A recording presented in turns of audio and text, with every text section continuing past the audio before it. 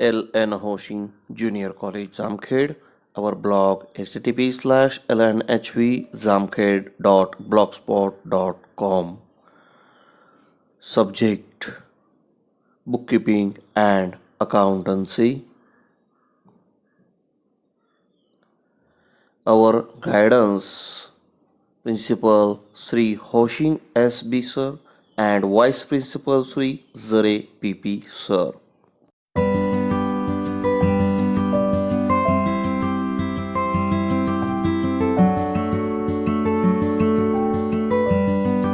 विद्यार्थी मित्रांनो, आपल्याला जे उदाहरण दिलेलं आहे या उदाहरणामध्ये अनेक बाबी या ठिकाणी दिलेल्या आहे. विद्यार्थी मित्रांनो, यामध्ये trial balance as on 31 March 2019 दिलेला आहे. Amit bhai and Narendra bhai are partnership sharing profit and loss equally. Amit bhai आणि नरेंद्र भाई हे दोघे पार्टनर आहे आणि यांचा profit and loss sharing equally, त्यांचा नफा किंवा तोटा जे काही वाटून घेण्याचं प्रमाण जे आहे विद्यार्थी मित्रांनो ते सारखं आहे. From the following trial balance, जो काही ट्रायल बॅलन्स दिलेला आहे अँड ऍडजस्टमेंट गिवन बिलो, आणि त्याच्या खालच्या जे काही ऍडजस्टमेंट दिलेल्या आहे, you are required to prepare trading and profit and loss account for the year ended 31 March 2019 and balance sheet as on date. आणि त्याच दिवशीच आपल्याला बॅलन्स शीट बनवायचं आहे विद्यार्थी मित्रांनो. मग या ठिकाणी trial balance as on 31 March 2019 दिलेला आहे. त्यामध्ये डेबिट बॅलन्सेस दिलेला आहे, क्रेडिट बॅलन्सेस दिलेले आहे. आपण पुस्तकामध्ये वाचू शकता, फळ्यावर आपल्याला दिलेला आहे. मग विद्यार्थी मित्रांनो, फायनल अकाउंट परीक्षेला सोडवत असताना सर्वात अगोदर आपल्याला काय करावयाचे आहे? सर्वात अगोदर शांततेने आपल्याला उदाहरण वाचून घ्यायचंय. उदाहरण वाचून झाल्यानंतर ऍडजस्टमेंट वाचायचंय. मग हे उदाहरण आणि ऍडजस्टमेंट वाचून झाल्यानंतर आपण मनातले मनात कॉन्सन्ट्रेशन करून कोणकोणते आयटम कुठे कुठे अपिअर होतात हे अगोदर आपण सगळं बघून घ्यायचं. त्यानंतर ऍडजस्टमेंट वाचायचं आहे. पहिले ऍडजस्टमेंट आहे stock on hand on 31 March was 43,000. Closing stock आहे. Uninsured goods at the rate 8,000 was stolen. म्हणजे विमानानं उतरवलेला माल जो आहे तो चोराने चोरून नेला. मग कुठं कुठं येणार हा अनइन्शुअर्ड गुड्स? त्यानंतर create RDD at 2% on debtors. मग आपल्याला लक्षात आलं असेल आरडीडी ही नेहमी डेटर्सवर काढली जाते, म्हणून या ठिकाणी आपले डेटर्स कोणत्या ठिकाणी आहे त्या ठिकाणी आपण डेटर्सवर टिक मार्क करून घेणार आहोत, कारण त्याच्यावर ऍडजस्टमेंट आहे. Number 4, mister Patil our customer. Mister Patil आपले कस्टमर आहेत. बिकम इन्सॉल्वंट, ते दिवाळखोर झालेत. And could not pay his date, आणि ते आपलं देणं जे होते ते देऊ शकले नाही. ₹500. एखाद्या कस्टमरने आपले पैसे बुडवले, त्याला आपण बॅड डेब्ट्स म्हणतो, म्हणजे हे डेब्ट्स आहे. मग या ठिकाणी पुन्हा दुसरी ऍडजस्टमेंटही डेटर्सवरच आहे, कारण नेहमी bad debts, RDD on discount, RDD discount on debtors, या सगळ्या बाबी डेटर्स मधून रेस केल्या जातात. Number 5, outstanding expenses rate ₹800. मग या ठिकाणी आपल्याला द्यावयाचे जे काही खर्च आहे, मग यामध्ये या ठिकाणी रेंट ₹800, रेंटवर आपण टिक मार्क केले विद्यार्थी मित्रांनो. त्यानंतर सॅलरी ₹300, आणि आपल्याला या ठिकाणी सॅलरीज ₹300 आउटस्टँडिंग सांगितलेले मित्रांनो. सॅलरी म्हणजे पगार. त्यानंतर डेप्रिशिएट फॅक्टरी बिल्डिंग. मग या ठिकाणी घसारा झाला कशाचा? फॅक्टरी बिल्डिंगचा. झीज झाली, घसारा झाला, डेप्रिसिएशन झालं 2500 फॅक्टरी बिल्डिंग. मग या ठिकाणी आपण फॅक्टरी बिल्डिंग वर टिक मार्क करून घेऊ, कारण त्या ठिकाणी ऍडजस्टमेंट आपल्याला सांगितलेले आहे. आणि दॅन आफ्टर फर्निचर रुपीज 1800 आणि फर्निचर वर 1800 रुपये डेप्रिसिएशन विद्यार्थी मित्रांनो सांगितलेलं आहे. मग आपण या ठिकाणी फर्निचर वर डेप्रिसिएशनला टिक मार्क करून घेतली. अगोदर ऍडजस्टमेंट वाचायचा आणि नंतर त्याच्या टिक मार्क आपण त्या ठिकाणी त्याच्यावर करून घ्यायचा. हे सगळं झाल्यानंतर ऍक्च्युअली आपल्याला उदाहरण सोडवायला चालू करायचं आहे. मग या ठिकाणी ट्रायल बॅलन्सला पहिला आयटम अपियर आहे प्लांट अँड मशिनरी. विद्यार्थी मित्रांनो, प्लांट अँड मशिनरी आपला एखाद्या उत्पादन संस्थेचा प्लांट असतो, तो विशिष्ट ठिकाणी आपण सेट करत असतो. तो प्लांट आणि त्याच्यामध्ये उत्पादनासाठी प्रत्यक्षरित्या मशिनरी आपण त्या ठिकाणी वापरत असतो. मग ती मशिनरी या दोन्ही आपल्या ऍसेट आहे, म्हणून नेहमी बॅलन्सच्या ऍसेट साइडला येत असतात. म्हणून आपण या ठिकाणी म्हणणार प्लांट अँड मशिनरी. त्यावर कुठल्याही प्रकारची ऍडजस्टमेंट नाही, म्हणून आपण आउटर कॉलमला लिहिणार 2,80,000 रुपये या ठिकाणी आपण घेणार. त्यानंतर आहे मित्रांनो फॅक्टरी बिल्डिंग. जी इमारत आहे कारखान्याची साठी वापरण्यात आलेली इमारत, परंतु ती आपली मालमत्ता आहे, म्हणून आपण ती बॅलन्स शीटच्या असेटला म्हणणार फॅक्टरी बिल्डिंग. आणि मित्रांनो त्याच्यावर ऍडजस्टमेंट आहे विद्यार्थ्यांनो, म्हणून आपण रक्कम आतमध्ये लिहिणार 75,000.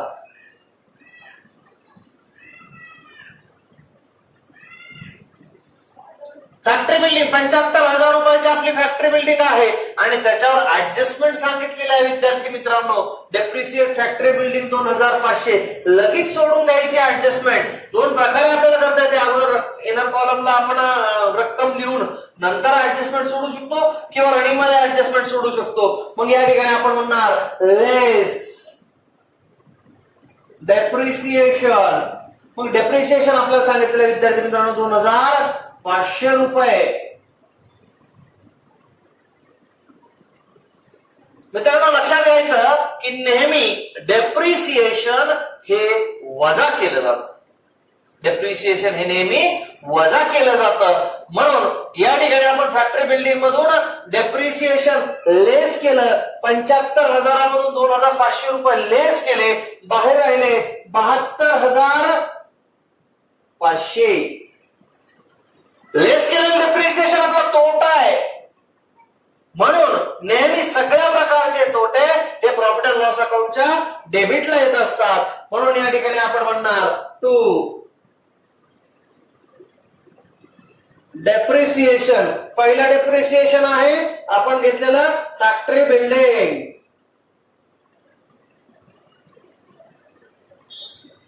आणि ते आहे 2,500 रुपये. लक्षात आलं. त्यानंतर आहे पुढचा सन्ड्री डेटर्स. या ठिकाणी सन्ड्री डेटर्स ही आपली ऑलवेज ऍसेट असते, म्हणून ती ऍसेट साइडला आपण घेणार आहोत डेटर्स. आणि ते किती आहे डेटर्स विद्यार्थी मित्रांनो? 28,700 रुपये डेटर्स आहे. 28,700. पण हे 28,700 रुपये डेटर्स आपण डेटर्स नेहमी ऍसेटला घेतो. आता यावर ऍडजस्टमेंट पाहायची आहे. आपल्याला सांगितलं create RDD at 2% on debtors. आपल्याला आरडीडी सांगितलेले आहे. नंतर mister Patil our customer become insolvent and could not pay his debt rupees 500.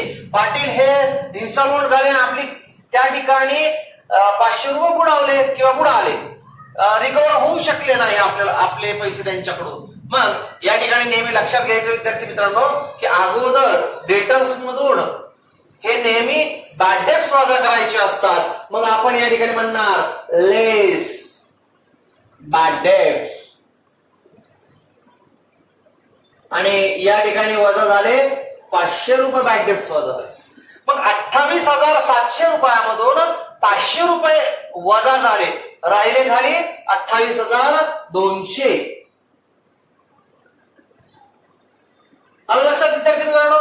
आणि नेहमी आपल्या डेटर्स मधून बॅड डेट्स वजा केले की बॅड डेट्स वजा केल्यानंतर या ठिकाणी नेहमी आरडीडी ही वजा करायची असते. मग त्याच्यानंतर आपण या ठिकाणी आपलं मिस्टर पाटील वर आपण टिक मार्क करू. त्याच्यानंतर आहे लेस आरडीडी, लेस आरडीडी. 28,200 गुणिले 2 भागिले 100. आता 2% दराने आपल्याला या ठिकाणी आरडीडी काउंट करायचे आहे. 2% दराने आरडीडी नेहमी काउंट करत असताना आरडीडी नेहमी घेणार आहोत. त्या ठिकाणी ती वजा केली असता मग या ठिकाणी आपली शिल्लक रक्कम राहते 27,636.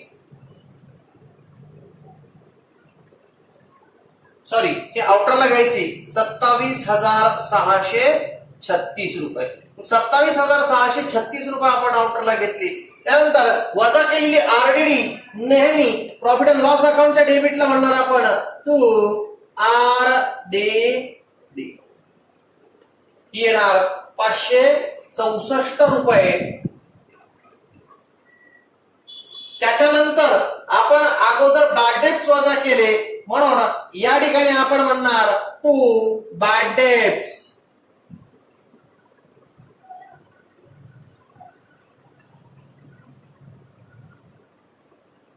बॅड डेट्स वजा केलेले आपण या ठिकाणी 500 रुपये.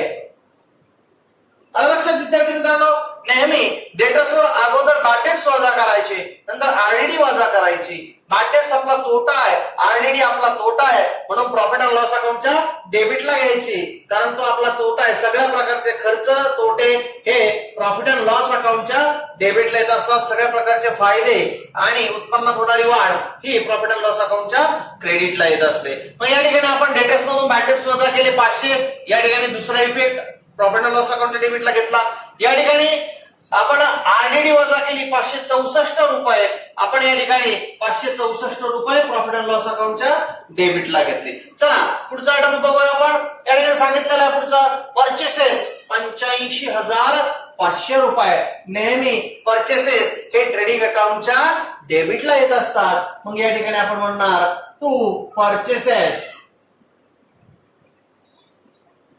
आता या ठिकाणी आपण टू परचेसेस म्हणलं 85,500 रुपये. मग या ठिकाणी रक्कम आतमध्ये घेणार. आतमध्ये घेत असताना 85,500 रक्कम आतमध्ये घेत असताना एक विचार करायचा.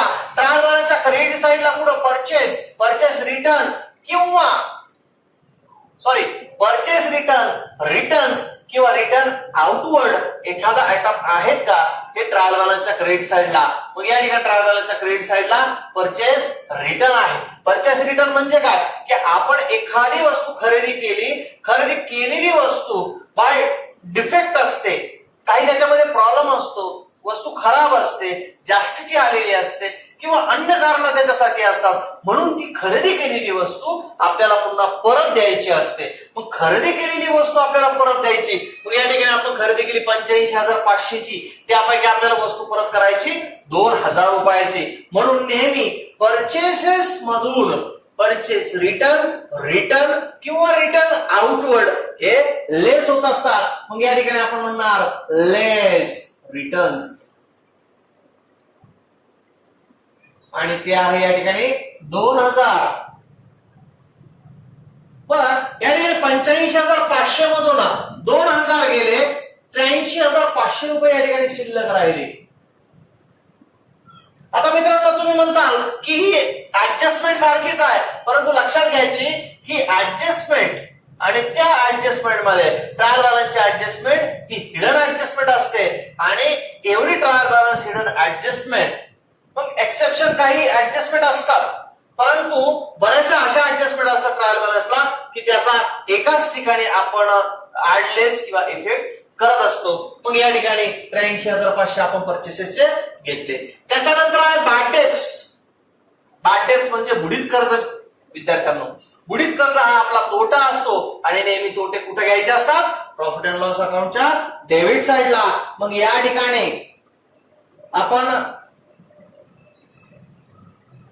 म्हणणार ऍड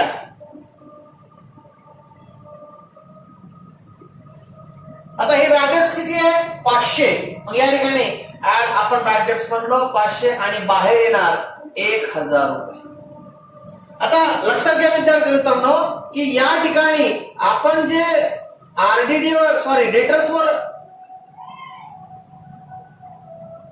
जे बॅड डेट्स वजा केले त्याला न्यू बॅड डेट्स म्हणायचं आणि पहिले जे बॅड डेट्स असतात त्याला बॅड डेट्स आपण म्हणायचं. दोन्ही एकत्र करून आपण रक्कम बाहेर घेऊ शकतो. सेपरेट करून रक्कम आपण या ठिकाणी बाहेर घेऊ शकतो. हे जे बॅड डेट्स आहे हे न्यू बॅड डेट्स आहे आणि हे बॅड डेट्स असतात ट्रायल बॅलन्सचे बॅड डेट्स. हे नेहमी ओल्ड बॅड डेट्स असतात आणि हे जे निघालेले बॅड डेट्स असतात त्याला न्यू बॅड डेट्स असं म्हणायचं असतं. त्याच्यानंतर पुढे आहे सेल्स रिटर्न जे आपण पुढे चालून सेल्स मधून वजा करणार आहोत. त्यानंतर सांगितलं विद्यार्थी मित्रांनो 10% गव्हर्नमेंट बॉन्ड. गव्हर्नमेंट बॉन्ड म्हणजे आपली ऍसेट असते. गव्हर्नमेंटकडे आपली काही इन्व्हेस्टमेंट असते, सिक्युरिटी असतात, बॉन्ड्स असतात. मग ती आपण इन्व्हेस्टमेंट करत असतो आणि इन्व्हेस्टमेंट हे आपली ऍसेट असते म्हणून नेहमी गव्हर्नमेंट बॉन्ड हे ऍसेटला येत असतात. मग या ठिकाणी आपण म्हणणार गव्हर्नमेंट बॉन्ड. गव्हर्नमेंट बॉन्डची रक्कम आहे विद्यार्थ्यांनो 40,000 रुपये. रक्कम आतमध्ये येणार कारण त्याच्यावर हिडन ऍडजस्टमेंट आहे, लक्षात घ्या. मग 10% government bond purchase on 1 October 2018. आपण 1 ऑक्टोबर 2018 ला आपण गव्हर्नमेंट बॉन्ड खरेदी केले 40,000 रुपयाचे.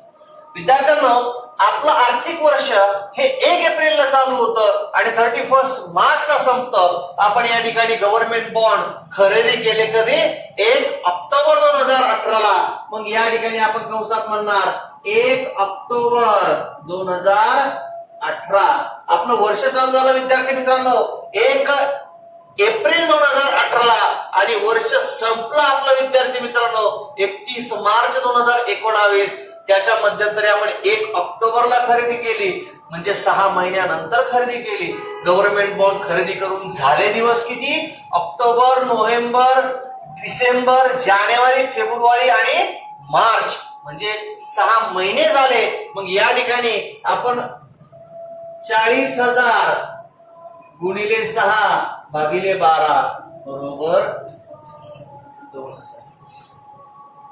40,000 आपण गव्हर्नमेंट बॉन्ड्स घेतले, खरेदी केले गव्हर्नमेंट बॉन्ड 40,000 रुपयाचे. गव्हर्नमेंट बॉन्ड्सवर नेहमी आपल्याला त्या ठिकाणी इंटरेस्ट मिळत असतो, परतावा मिळत असतो. त्याच्या गुंतवणुकीच्या बदल्यात काही ना काही रक्कम आपल्याला मिळत असते. मग त्या ठिकाणी गव्हर्नमेंट बॉन्ड जे आहे त्या ठिकाणी सांगितलेले ऑन 1 ऑक्टोबर 2018. मग गव्हर्नमेंट बॉन्ड जे आहे 1 ऑक्टोबर 2018 ला आपण या ठिकाणी खरेदी केलेली आहे.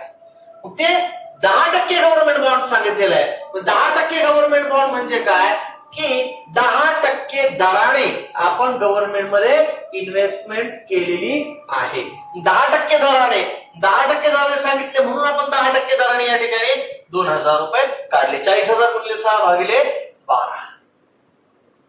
मग ही जी काही रक्कम आहे ही 40,000 गुणिले 6 भागिले 12. मग या ठिकाणी आपण जी काही रक्कम काढली 2,000. या ठिकाणी पुन्हा 40,000 गुणिले 6 भागिले 12 गुणिले 10 भागिले 100 बरोबर 2,000. किंवा या ठिकाणी दुसरा इफेक्ट आहे विद्यार्थी मित्रांनो किंवा दुसऱ्या पद्धतीने आपण करू शकतो. 40,000वर 10%ने आपण या ठिकाणी 40,000 गुणिले 10 भागिले 100 बरोबर 4,000. 4,000 हे वर्षाचे आहे तर 6 महिन्याचे किती? 2,000. अशा पद्धतीने आपण या ठिकाणी करू शकतो. मग गव्हर्नमेंट बॉन्डवर आपण या ठिकाणी 10% इन्व्हेस्टमेंट केलेली आहे. 10%ने आपल्याला या ठिकाणी गव्हर्नमेंट बॉन्डवर परतावा मिळालेला आहे.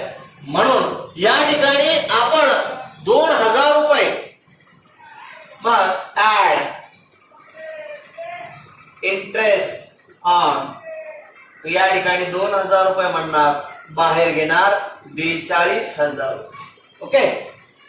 आता या ठिकाणी लक्षात घ्या विद्यार्थ्यांनो, गव्हर्नमेंट बॉन्डवर जो इंटरेस्ट मिळतो तो आपला फायदा असतो आणि नेहमी सगळ्या प्रकारचे फायदे हे प्रॉफिट अँड लॉस अकाउंटच्या क्रेडिटला यायचे असतात. मग या ठिकाणी आपण म्हणणार bye interest on government bond @ 10% आणि रक्कम आपण लिहिणार 2000. ओके. 2000 रुपये रक्कम आपण या ठिकाणी गव्हर्नमेंट बॉन्डवर त्या ठिकाणी घेणार आहोत. गव्हर्नमेंट बॉन्डवर 2000 घेतल्यानंतर तो आपला फायदा आहे, ती आपली ऍसेट आहे. त्याच्यानंतर सांगितलेलं आहे इम्पोर्ट ड्युटी. आता या ठिकाणी इम्पोर्ट ड्युटी ही नेहमी ट्रेडिंग अकाउंटच्या डेबिटला येत असते, म्हणून आपण या ठिकाणी म्हणणार टू इम्पोर्ट ड्युटी. या ठिकाणी रक्कम किती आहे इम्पोर्ट ड्युटीची? 1800 रुपये रक्कम आपण बाहेर येणार, कारण त्याच्यावर कुठल्याही प्रकारचे ऍडजस्टमेंट नाही. त्यानंतर आहे लिगल चार्जेस. जे काही सरकारी चार्जेस आहे, वैध चार्जेस आहेत, ते लिगल चार्जेस असतात आणि नेहमी लिगल चार्जेस हे प्रॉफिट अँड लॉस अकाउंटच्या डेबिटला घ्यायचे असतात, म्हणून आपण या ठिकाणी म्हणणार टू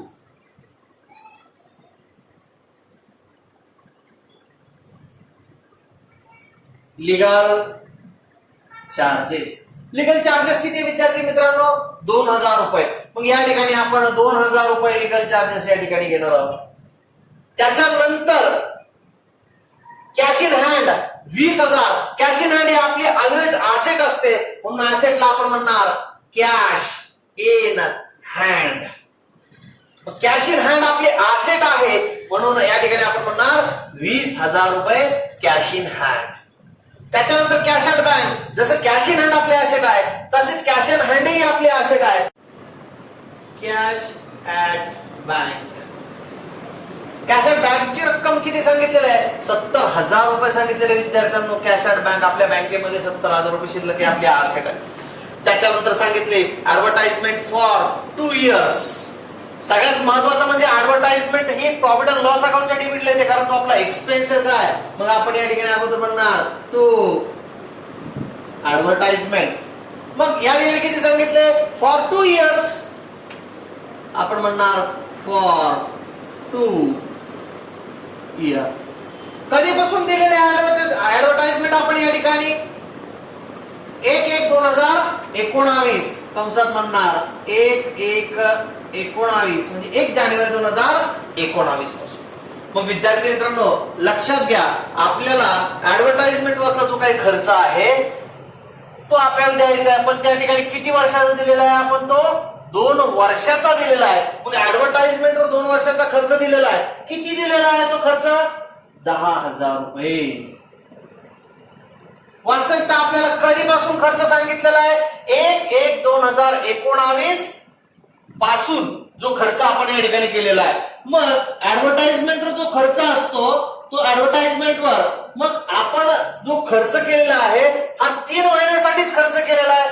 1 जानेवारी 2019, 1 फेब्रुवारी 2019 आणि 31 मार्च 2019 असा 3 महिनेच खर्च केलेला आहे. आपल्याला 24 महिन्याचा खर्च दिलेला आहे. मग 1 जानेवारी पासून आपल्याला त्या ठिकाणी सांगितलेलं आहे. मग या ठिकाणी आपण म्हणणार 10,000 जो की आपण 2 वर्षासाठी खर्च केला गुणिले सध्याला आपण किती तारखेला खर्च केला? 1 जानेवारी 2019 ला खर्च केला. कधीपर्यंत आपलं चालू आर्थिक वर्ष आहे? 31 मार्च 2019. जानेवारी, फेब्रुवारी आणि मार्च म्हणजे 3 महिने झाले विद्यार्थी मित्रांनो. भागिले किती वर्षाचा खर्च करायचा? 2 वर्षाचा. एका वर्षामध्ये 12 महिने, 2 वर्षामध्ये 24 महिने. या ठिकाणी 10,000 गुणिले 3 भागिले 24 म्हणजे या ठिकाणी 1,250 रुपये या ठिकाणी खर्च येतो. म्हणजे आपल्याला चालू वर्षी 3 महिन्याचाच खर्च हा जाहिरातीवर करायचा होता. तो किती करायचा होता? 1,250. कारण आपण जे खर्च करतो ते चालू आर्थिक वर्षातील करतो. पुढच्या वर्षीचं पुढच्या बॅलन्स शीटला आपल्याला बघायचं असतं, ते आपल्याला आता बघायचं नसतं. म्हणून चालू वर्षीचा खर्च, म्हणून नेहमी ही 1,250च आपण चालू वर्षी खर्च केला, म्हणून या ठिकाणी आपण म्हणणार लेस प्रिपेअर्ड आता लेस प्रीपेड या ठिकाणी 1250 रुपये खर्च केला. नेहमी प्रीपेड हे वजा करायचे असतात. वजा केलेले प्रीपेड ही आपली ऍसेट असते, म्हणून ऍसेट ही नेहमी वजा केलेली प्रीपेड रक्कम ही आपली ऍसेट असते, म्हणून प्रीपेड रक्कम ही नेहमी ऍसेटला घ्यायची असतात. मग या ठिकाणी 10,000 मधून 1250 वजा केले, शिल्लक राहिली 8,750. ही रक्कम प्रीपेड आहे विद्यार्थी मित्रांनो, म्हणून ही रक्कम ऍसेटला म्हणूया. प्रीपेड ऍडव्हर्टाइजमेंट 1200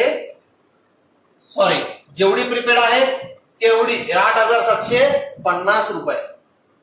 आपण वजा 1,250 केली, 8,750 प्रीपेड झाली, म्हणून या ठिकाणी ऍसेटला घेतली. लक्षात आलं विद्यार्थी मित्रांनो. त्याच्यानंतर आहे सॅलरी. सॅलरी आपला एक्सपेन्सेस आहे, म्हणून प्रॉफिट अँड लॉस अकाउंटच्या डेबिटला घ्यायचा असतो. To salaries. किती आहे सॅलरी? लक्ष द्या, हे सॅलरीवर एक ऍडजस्टमेंट आहे. आपण म्हणणार टू सॅलरीज. सॅलरीची रक्कम आपल्याला या ठिकाणी दिलेली आहे 3,800 रुपये. रक्कम आतमध्ये घेणार कारण त्याच्यावर ऍडजस्टमेंट आहे. काय सांगितले adjustment? Outstanding expenses salary rupees 300. मग या ठिकाणी ऍड आउटस्टँडिंग 300 रुपये.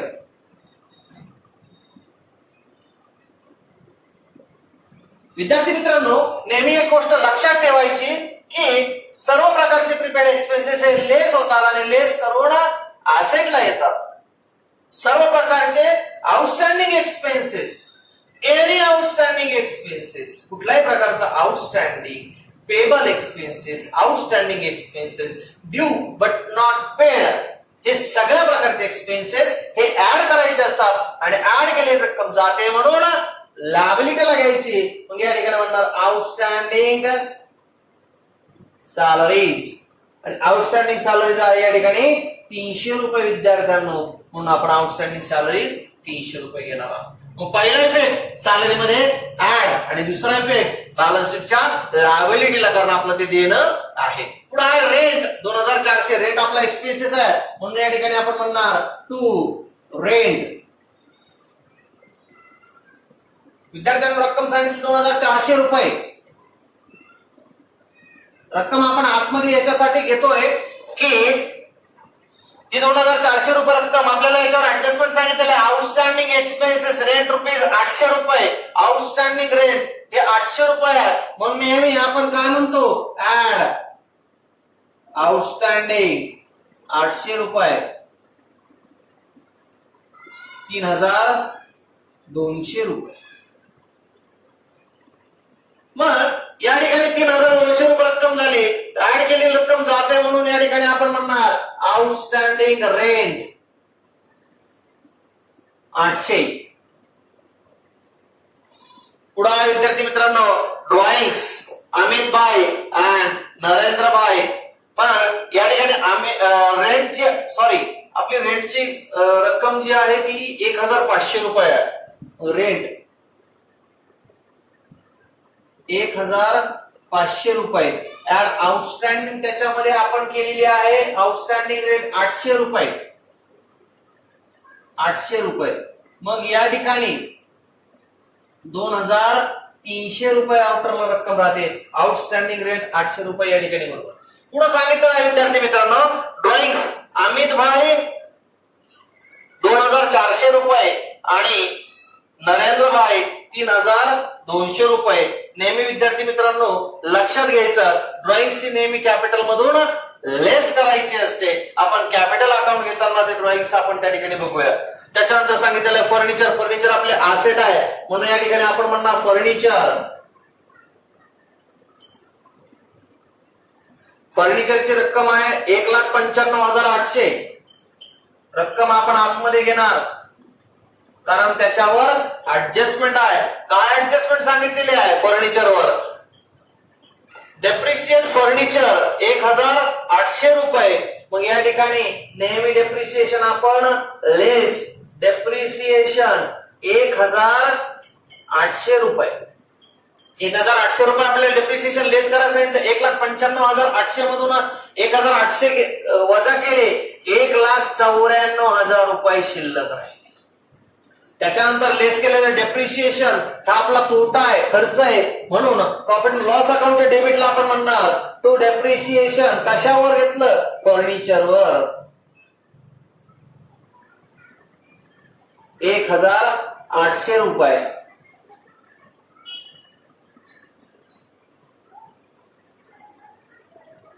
$4,300.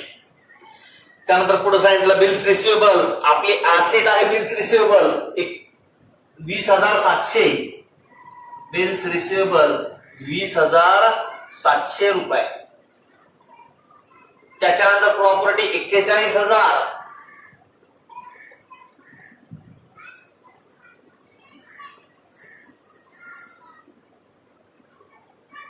फ्री होल्ड प्रॉपर्टी 41,000 रुपये. या ठिकाणी आता डेबिट साइड आपली सर्व संपली. आता credit side capital Amit bhai and Narendra भाई.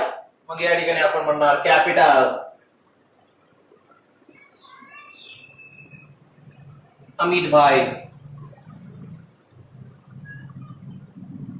अमित भाईचे कॅपिटल आहे 3,50,000. त्याच्यानंतर नरेंद्र भाईचे कॅपिटल आहे 3 लाख रुपये.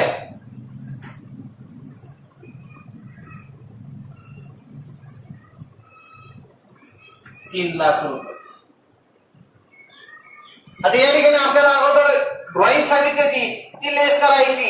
मग अमित भाईच्या कॅपिटल मधून 3,200 आणि नरेंद्र भाईच्या कॅपिटल मधून अमित भाईच्या कॅपिटल मधून 2,400 आणि नरेंद्र भाईच्या कॅपिटल मधून 3,200 कॅपिटल या ठिकाणी लेस करायचं सांगितलं आहे. आपण पुढे टोटल करणार आहोत. त्याच्यानंतर सांगितलेलं आहे सेल्स 1,80,000. नेहमी सेल्स ट्रेडिंग अकाउंटच्या क्रेडिटला येतात. बाय सेल्स रक्कम आहे 1,80,000. सेल्स मधून वजा होणारी रक्कम सेल्स रिटर्न्स किंवा रिटर्न इनवर्ड.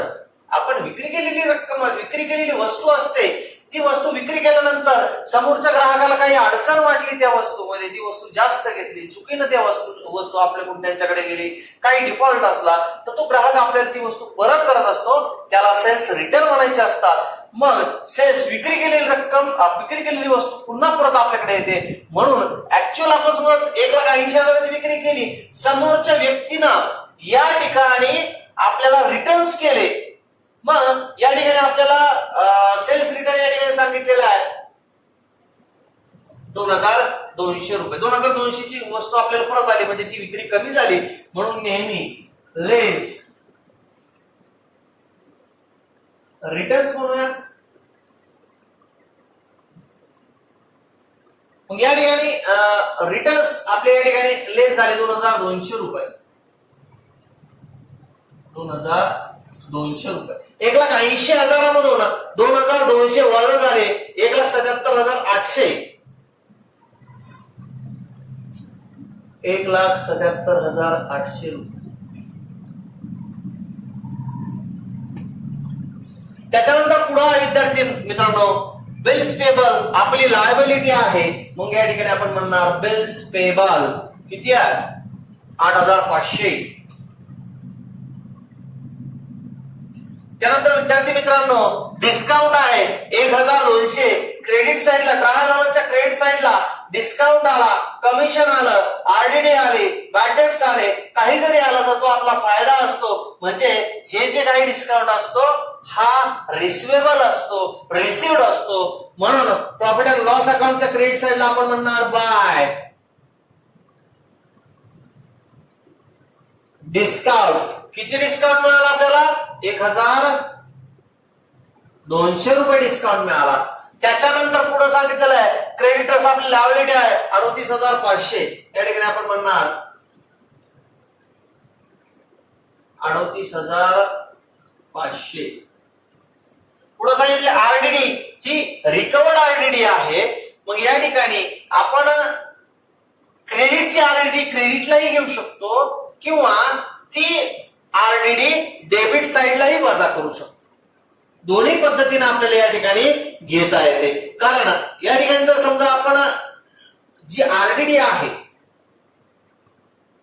मग आरडीडी समजा डेबिट साइडची आरडीडी आहे, मग आपण या ठिकाणी डेबिट साइडला आरडीडी म्हणलो 564 रुपये, त्याच्यामध्ये बाद डेब्ट्स 1,000 रुपये घेतले, एकूण झाले 1,564 रुपये आणि रिकवर्ड आरडीडी किती आहे 2,700 रुपये. म्हणजे जी काही बुडीत कर्ज आहे ते 2,700 रुपये आपल्याला मिळालेला आहे. मग 2,700 मधून 1,564 वजा करायचे, उरलेली रक्कम आपण क्रेडिटला घेतो. जर ही रिकवर्ड जास्त असेल मग ही जी काही येणारी रक्कम आहे वजाबाकी तिथे म्हणजे आपल्याला क्रेडिटला घ्यावी लागते. जर हीच रक्कम या ठिकाणी 1,564 वजा समजा 1,000 असती तर 564 रुपयेच आपल्याला डेबिटला घ्यावे लागले असते. परंतु या ठिकाणी रक्कम जास्त आहे, मग आपण आजच्या उदाहरणामध्ये काय करू की क्रेडिटची आरडीडी क्रेडिटला घेऊ 2,700. मग या ठिकाणी आपण म्हणू बाय आरडीडी रिकवर्ड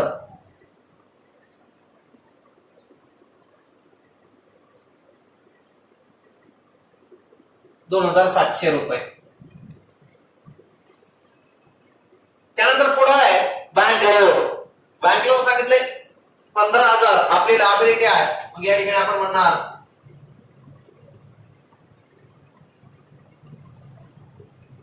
$15,000. त्यानंतर विद्यार्थी मित्रांनो परचेस रिटर्न आपण ते लेस केलेले आहे परचेसेस. मग या ठिकाणी विद्यार्थी मित्रांनो हे झाले सगळे आपले ट्रायल बॅलन्सच्या सगळ्या पोस्टिंग झाल्या. आता आपण ऍडजस्टमेंट कडे बोलूया. पहिली ऍडजस्टमेंट आहे stock on hand on 31 March 2019 was ₹43,000. आपल्याकडे 31 मार्च 2019 रोजी रक्कम शिल्लक होती 43,000 रुपये. हा नेहमी क्लोजिंग स्टॉक असतो. क्लोजिंग स्टॉक हा नेहमी ट्रेडिंग अकाउंटच्या क्रेडिट साइडला आणि बॅलन्स शीटच्या असेट साइडला घ्यायचा असतो. मग या ठिकाणी आपण म्हणणार बाय क्लोजिंग स्टॉक. हा क्लोजिंग स्टॉक आपण घ्यायचा असतो. क्लोजिंग स्टॉक आहे 43,000.